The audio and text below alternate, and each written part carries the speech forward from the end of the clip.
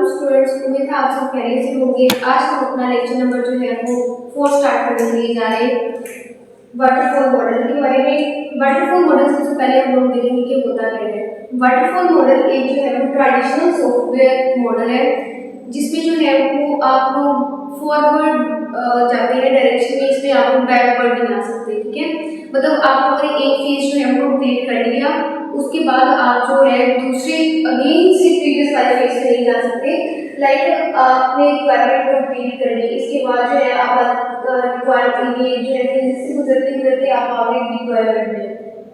Deployment में आपको आगे जो आपको याद आता है कि कुछ इम्प्लीमेंटेशन की कमी थी, तो आप क्या करोगे कि आप बैकवर्ड इसमें मूव नहीं कर सकते।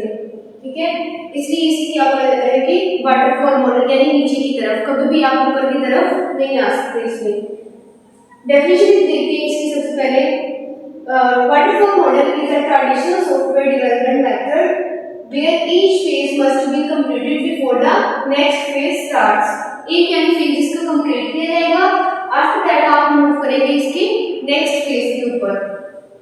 It is a linear and sequential process. Linear मतलब एक आपने स्टेप कंप्लीट कर लिया, आफ्टर दैट आप नेक्स्ट वाले स्टेप पे मूव करेंगे, यानी एक स्टेप के बाद आफ्टर दैट नेक्स्ट वाला स्टेप आप फॉलो करेंगे इसमें। फिर इसके बाद आ जाती है इसकी फेजेस वाटरफॉल मॉडल में। वाटरफॉल मॉडल में सबसे पहले आती है रिक्वायरमेंट्स। रिक्वायरमेंट्स हम एसडीएलसी में पढ़ के आ चुके हैं। क्या थी?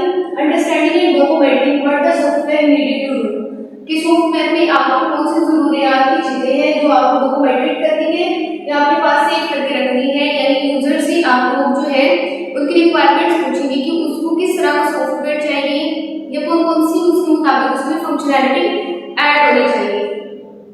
आफ्टर दैट पॉइंट आता है डिजाइनिंग का। डिजाइन क्या? प्लान करना कि जो है सॉफ्टवेयर का किस तरह से बनाया जाए।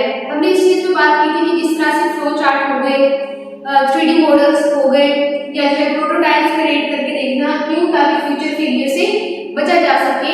एक जो है रफली ड्रा करके देखना अपना सॉफ्टवेयर जो है क्या कहलाता है, सारी चीजें किसमें आ जाती है? डिजाइन में आ जाती है। फिर उसके बाद इम्प्लीमेंटेशन। जब आपने डिजाइन देख लिया कि हाँ आपका सॉफ्टवेयर जो है बिल्कुल ठीक नजर आ रहा है, ये कंपोनेंट इसमें जो है वो ठीक तरह से यूज किए गए, फिर आप मूव करते हैं इम्प्लीमेंटेशन पे, उस चीज को बनाने की तरफ आते हैं। यानी कि यहाँ पे क्या किया जाता है कि एक्चुअल वो स्पेस होती है जहाँ पे आपके कोड को राइट किया जाता है। इसके बाद नेक्स्ट फेज आता है टेस्टिंग का। टेस्टिंग क्या होती है? Finding and fixing the bugs या एरर्स या fixing the problems is known as testing. Deployment. Deployment एक ऐसा फेज होता है जिसमें आपका सॉफ्टवेयर जो है बना के रिलीज कर दिया जाता है, यूजर को पहुंचा दिया जाता है यूज करने के लिए। इसके बाद लास्ट इसका जो है फेज है मेंटेनेंस का। मेंटेनेंस मींस अपडेट करना और fix the software after release, मतलब किसी भी तरह की इसमें खराबी ना हो, किसी भी तरह का इशू ना आ रहा हो, उससे क्या करना, उस प्रॉब्लम्स को मेंटेन करना, या कोई भी कंपोनेंट फेलियर आ रहा है उसको रिप्लेस करना। फिर इसके देखेंगे हम लोग एडवांटेजेस और डिसएडवांटेजेस। एडवांटेजेस में सबसे पहले आता है इसका स्ट्रक्चर जो है क्या होता है वाटरफॉल मॉडल का, बिल्कुल क्लियर होता है। ये देखिए इसका मॉडल, इसका जो स्ट्रक्चर बना हुआ है मॉडल का वो क्या है, बिल्कुल क्लियर है। सिंपल टू मैनेज, इसको मैनेज करना क्या है, सिंपल है, इजी है, क्योंकि स्मॉल प्रोजेक्ट्स के लिए इसको यूज किया जाता है, good for small projects. Disadvantages में क्या होता है, इनफ्लेक्सिबल। अभी हमने बात की ना कि इसमें हम लोग बैकवर्ड मूव नहीं कर सकते, तो जो बैकवर्ड मूव नहीं कर सकते इसलिए क्या है, इनफ्लेक्सिबल है, मतलब चेंजिंग नहीं कर पाते। फिर इसके बाद नेक्स्ट पॉइंट आता है लेट टेस्टिंग। टेस्टिंग क्या कि हम सॉफ्टवेयर बनाने के बाद भी इसको क्या करते हैं, टेस्ट करते हैं। लेट इसकी टेस्टिंग होती है जिसकी वजह से इसमें जो है वो ज्यादा एरर की या प्रॉब्लम्स की चांसेस ज्यादा पैदा होते हैं।